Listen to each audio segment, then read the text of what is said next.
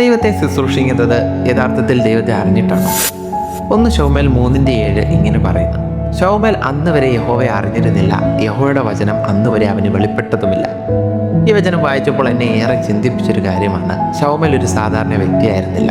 ചെറുപ്പം മുതൽ തന്നെ ഏലി പുരോഹിതന്റെ കൂടെ ദേവാലയത്തിൽ വളർന്ന് ദൈവത്തിന്റെ കാര്യങ്ങളിൽ ശുശ്രൂഷ ചെയ്ത് പുറമേ നോക്കിയാൽ അവനൊരു ആത്മീയ ജീവിതം നയിക്കുന്ന ആളായിരുന്നു.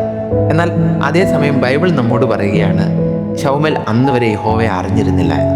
ഇവിടെ മനസ്സിലാക്കേണ്ടത് ശമൂവേലിന് ദൈവത്തെക്കുറിച്ചൊന്നും അറിയില്ല എന്നല്ല, ദൈവത്തെക്കുറിച്ചുള്ള അറിവും ദൈവവുമായുള്ള വ്യക്തിപരമായ ബന്ധവും തമ്മിൽ വലിയ വ്യത്യാസമുണ്ട്.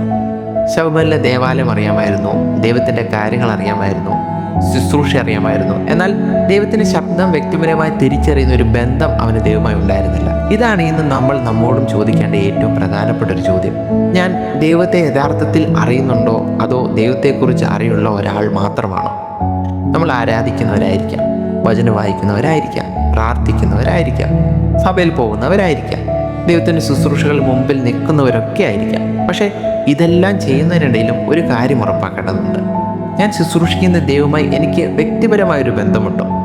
കാരണം ദൈവത്തെക്കുറിച്ച് അറിയുന്ന ഒരാൾക്ക് അവൻ്റെ ശക്തിയെക്കുറിച്ചും അത്ഭുതങ്ങളെക്കുറിച്ചും വചനങ്ങളെക്കുറിച്ചും ഒക്കെ അറിയാം.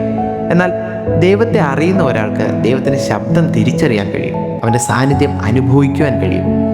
ശമൂവേലിൻ്റെ ജീവിതത്തിൽ ഇത് വളരെ വ്യക്തമായി കാണാം. ഒരു രാത്രിയിൽ ദൈവം ശമൂവേലിനെ വിളിക്കുകയാണ്, ശമൂവേലേ ശമൂവേലേ എന്ന്. പക്ഷേ അവൻ അത് തിരിച്ചറിയാതെ ഏലി പുരോഹിതൻ്റെ അടുത്തേക്ക് ഓടി ചെല്ലുകയാണ്. 3 പ്രാവശ്യം ഇങ്ങനെ സംഭവിച്ചു. എന്തുകൊണ്ടാണ് ശമൂവേലിന് ദൈവത്തിൻ്റെ ശബ്ദം തിരിച്ചറിയാൻ കഴിയാതിരുന്നത്? കാരണം അവൻ ദേവാലയത്തിൽ ഉണ്ടായിരുന്നെങ്കിലും ദൈവത്തിൻ്റെ അടുത്ത് വ്യക്തിപരമായ ഒരു ബന്ധം വളർന്നിരുന്നില്ല. ഇന്ന് നമ്മുടെ ജീവിതത്തിലും ഇതുപോലെയാണ് സംഭവിക്കുന്നത്. ദൈവം നമ്മോട് സംസാരിക്കുന്നുണ്ടാകാം, വചനത്തിലൂടെയും പ്രാർത്ഥനയിലൂടെയും ജീവിതത്തിലെ പല സാഹചര്യങ്ങളിലൂടെയും. പക്ഷെ ചിലപ്പോൾ അത് ദൈവത്തിൻ്റെ ശബ്ദമാണെന്ന് തിരിച്ചറിയാൻ നമുക്ക് കഴിയുന്നുണ്ടായില്ല.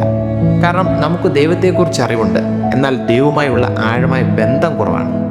അതുപോലെ ദൈവത്തിന് നമ്മിൽ നിന്ന് വേണ്ടത് വെറും പ്രവർത്തനങ്ങളിൽ മാത്രം ഒതുങ്ങി നിൽക്കുന്ന ഒരാളെ അല്ല. നാം ദൈവത്തിൻ്റെ കാര്യങ്ങൾ ചെയ്യുന്നത് മാത്രമാകരുത്, ദൈവത്തെ അറിയുന്നവരും കൂടിയായിരിക്കണം. ശുശ്രൂഷ ചെയ്യുന്നതിന് മുമ്പ് ശുശ്രൂഷിക്കുന്ന ദൈവത്തെ അറിയണം. പ്രാർത്ഥിക്കുന്നതിന് മുമ്പ് നമ്മുടെ പ്രാർത്ഥന കേൾക്കുന്ന ദൈവവുമായി ബന്ധം സ്ഥാപിക്കണം. വചനം വായിക്കുന്നതിന് മുമ്പ് ആ വചനത്തിലൂടെ സംസാരിക്കുന്ന ദൈവത്തെ അറിയണം.